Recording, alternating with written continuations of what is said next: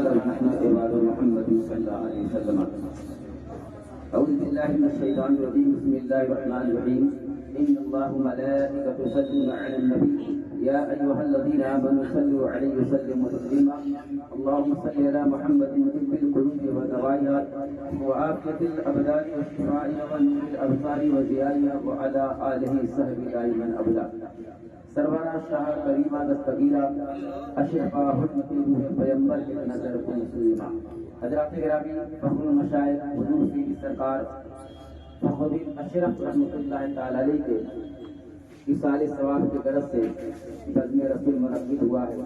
اللہ تبارک و تعالیٰ کی بارگاہ میں دعا ہے اللہ تعالیٰ ان کی مغفرت اور بخشش فرمائے، کروڑ جنت نصیب عطا فرمائے، ان کی روحانی درجات کو اللہ تعالیٰ بہت بلند و اعلیٰ فرمائے اور ان کے تصدق سے اللہ رب العزت ہم سب کو مغفرت اور بخشش فرمائے. حضرات گرامی، چنانچہ سیدی سرکار مخدوم اشرف سمنانی رحمۃ اللہ تعالی علیہ آپ عالم نبی عالم پیغمبر ہیں. کون نہیں جانتا ہے آپ نبی پاک صلی اللہ علیہ وسلم کے اولاد ہیں. سیدی سرکار مخدوم اشرف سمنانی رحمۃ اللہ تعالی علیہ نے رشد و ہدایت اور دین کے کام کے لیے آپ نے ملک سمران چھوڑا اور ہندوستان تشریف لائے. اور ہندوستان ایک جگہ ہے جسے بنگال کی سرزمین پر پنڈوا شریف کہا جاتا ہے. اپنے پیر کی محبت میں روحانی فیض حاصل کرنے کے لیے آپ سیدی سرکار علاء الحق نبی رحمۃ اللہ تعالی علیہ کی بارگاہ میں تشریف لائے. پیر بھی بڑا باکمال تھا. پیر بھی ایسے عاشق رسول تھے کہ سیدی سرکار مخدوم اشرف سمنانی رحمۃ اللہ تعالی علیہ کو مکمل طور پر نوازا. حضرات گرامی، چنانچہ انہیں کے چوکٹ کے پاس حضور فخرالدین اشرف رحمۃ اللہ تعالی علیہ کی مزار مقدس ہے. یقیناً وہاں پر ہر وقت روحانی فیض کا دریا بہ رہا ہے، رحمت الہی کی بارش ہو رہی ہے. جو خوش نصیب عاشق رسول ہوتے ہیں جن کے قبریں، جن کے مزار مقدس سیدی سرکار مخدوم اشرف سمنانی رحمۃ اللہ تعالی علیہ کے پہلو میں بنتا ہے. حضرات گرامی، چنانچہ سیدی سرکار مخدوم اشرف سمنانی رحمۃ اللہ تعالی علیہ کی زندگی کی بہت ساری واقعات ہیں. ان میں سے چھوٹا سا واقعہ پیش کر کے آپ کو اور اپنے ایمان کو روشن کروں.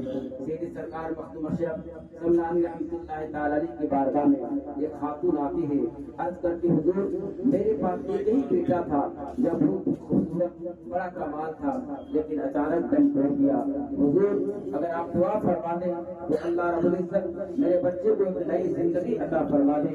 سیدی سرکار مخدوم اشرف سمنانی رحمۃ اللہ تعالی علیہ نے اپنے نگاہ کو لوح محفوظ پر دیا تو دیکھا کہ بچے کو عمر ختم ہو چکی ہے.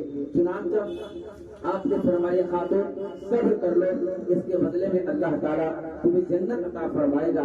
تیرا بیٹا تیرا لخت جگر اتنے عمر لے کر دنیا میں آیا تھا لیکن خاتون بلک بلک کے رونے لگی. حضور آپ دعا فرما دیں، حضور آپ دعا فرما دیں. حضرات، نبی کے گھرانے والے کسی کو اپنے دروازے سے بھگاتے نہیں بلکہ نوازتے ہیں. چنانچہ سرکار مخدوم اشرف سمنانی رحمۃ اللہ تعالی نے فرمایا کہ دیکھو تیرے بیٹے کی تو عمر ختم ہو چکی ہے لیکن میں اپنے عمر سے 10 سال نکال کر تیرے بیٹے کو عطا کر رہا ہوں اور تیرا بیٹا دنیا میں 10 سال زندہ رہے گا، پھر اس کے بعد انتقال کر جائے گا. حضرات، سیدی سرکار مخدوم اشرف سمنانی رحمۃ اللہ تعالی علیہ کو اللہ رب العزت نے 120 سال عمر عطا کیا تھا لیکن آپ نے اللہ کی رضا کے لیے 20 سال عمر 2 بچوں کو عطا کر دیا، جن میں سے ایک یہ بچہ ہے. آپ نے اپنے عمر سے نکال کر 10 سال بچے کو دیا اور رب کی بارگاہ میں دعا کی. وہ بچہ الحمدللہ زندہ ہو گیا. کہیے سبحان اللہ. اور جب زندہ ہوا آپ کی قدموں میں اپنے دل کو جھکا دیا اور آپ کے ساتھ زندگی گزارنے لگا. 10 سال عمر گزارنے کے بعد وہ بچہ دنیا سے چلا جاتا ہے. حضرات گرامی، آپ دیکھیں زندگی دینا اللہ کا کام ہے لیکن جو اللہ کا ہو جاتا ہے اللہ اس کا ہو جاتا ہے. حدیث پاک میں سرکار فرماتے ہیں یہ تقرب الیہ ابدی بالنوافل فكنت سمعه الذي يسمع به وكنت بصره الذي يبصر به وكنت يده التي يبطش به ورجله الذي يمشي بها. یعنی آدمی عبادت کے ذریعے خدا کا قرب حاصل کر لیتا ہے، اللہ کا قریبی بندہ بن جاتا ہے. پھر اللہ فرماتا ہے میں اس بندے کا آنکھ بن جاتا ہوں، وہ میرے ساتھ دیکھتا ہے. میں اس بندے کا کان بن جاتا ہوں، وہ میرے ساتھ سنتا ہے. میں اس بندے کا زبان بن جاتا ہوں، وہ میری زبان سے بولتا ہے. لیکن علماء فرماتے ہیں اللہ وہ ہے جس کے پاس آنکھ نہیں، رب وہ ہے اس کے پاس پیر نہیں، پروردگار وہ ہے اس کے پاس زبان نہیں. اللہ ہر شے سے پاک ہے. لیکن علماء اس کی تشریح یہ کرتے ہیں کہ رب کے پاس آنکھ ہے مگر ہم جیسا آنکھ نہیں، رب کے پاس زبان ہے ہم جیسی زبان نہیں، رب کے پاس پیر ہے ہم جیسا پیر نہیں، رب کے پاس ہاتھ ہے ہم جیسا ہاتھ نہیں. اللہ زمین و زمانیات سے پاک ہے، خدا مکان و مکانیات سے پاک ہے، خدا بشر بشریات سے پاک ہے، خدا مادہ مادیات سے پاک ہے. تو حضرات گرامی حضور سیدی سرکار فخر المشائخ حضور سیدی سرکار فخر الدین اشرف رحمۃ اللہ تعالی علیہ ایک عاشق نبی اور عاشق مخدوم شبنا تھے، جنہوں نے دین کے کام پوری زندگی انجام دیتے رہے، رشت و ہدایت کا کام کرتے رہے، دین کا کام کرتے رہے، تبلیغ کا کام کرتے رہے، اللہ کے پیغام کو ایک جگہ سے دوسری جگہ پہنچاتے رہے اور اپنے خلیفہ اور اپنے مریدوں کی تعداد اس طرح سے بناتے تھے کہ اللہ کا پیغام ایک جگہ سے دوسری جگہ پہنچ جائے. جن میں سے ہمارے محب مکرم جناب صوفی وسیم صاحب الحمدللہ ایک ایسے آپ سیدی سرکار فخر المشائخ اور ان کے عاشق ہیں، ان کے چاہنے والے ہیں، ان کے عقیدت مند ہیں، ان کے مرید ہیں، جو اپنے پیر کے اصال ثواب کی غرض سے انہوں نے بس کے رسول منعقد کیا ہے. میں دل سے دعا کرتا ہوں پروردگار عالم ان کے بھی علم میں، عمر میں، زندگی میں اللہ برکت دے.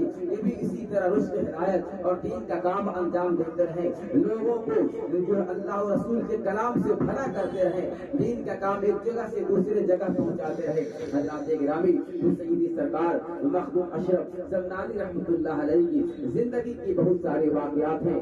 آپ نے اللہ اور رسول کی محبت میں سب کچھ قربان کر دیا. حضرات گرامی ایک مرتبہ میرے آقا سرکار مخدوم اشرف سمنانی رحمۃ اللہ علیہ جب آپ کچوتا شریف تشریف لائے تو کچوتا شریف کی درگاہ کے قریب ہی رسول کو ایک جگہ تھا. جب آپ وہاں جانے لگے تو مریدوں نے عرض کی حضور آپ وہاں نہ جائے، اس لیے کہ کمال پنڈت وہی رہتے ہیں جو مسلمانوں کو بڑی تکلیف پہنچاتے ہیں، مسلمانوں کو ظلم و ستم کا پہاڑ توڑتے ہیں. تو میرے آقا مخدوم اشرف سمنانی نے کہا جب تم نے مجھ کو بتا دیا تو میرے اوپر واجب ہو گیا تو میں وہاں جا کر اللہ اس کے رسول کے کام کو انجام دوں. سیدی سرکار مخدوم اشرف سمنانی رحمۃ اللہ تعالی چلے کمال کر پنڈت کے پاس. جب آپ جا رہے تھے تو کمال پنڈت اپنے مندر میں بیٹھ کر مارا جپ رہا تھا. اس کے شاگرد اس کے چیلے مندر کے باہر 500 کے تعداد میں موجود تھے. جب ان اللہ والے کے چہرے کو دیکھا تو آپ بھگورا ہو گئے اور آپ کو تکلیف پہنچانے لگے. سیدی سرکار مخدوم اشرف سمنانی رحمۃ اللہ تعالی نے ایسی جلال کے نگاہ سے دیکھا، ایسی غضب کے نگاہ سے دیکھا کہ 500 کے چہرے زمین پر تڑپنے لگے، تڑپتے بے حاس ہو گئے. اس کے بعد سرکار مخدوم اشرف سمنانی رحمۃ اللہ تعالی مندر کے اندر جاتے ہیں. جانے کے بعد دیکھا کمال پنڈت اس پر مالا جپ رہا تھا، اپنے دیوتاؤں کی یاد منا رہا تھا. آپ نے نظر جب اس سے پڑھی ہے چنانچہ کے شاعر نے کہا تھا کہ جو نظر کو نواز دی مجھے اس نظر کی تلاش ہوئی، میرے درد سے جو آشنا مجھے اس جگر کی تلاش ہوئی. تیرا ذکر میرا وزن دل، تیری فکر میری نماز تھا، تیرا عشق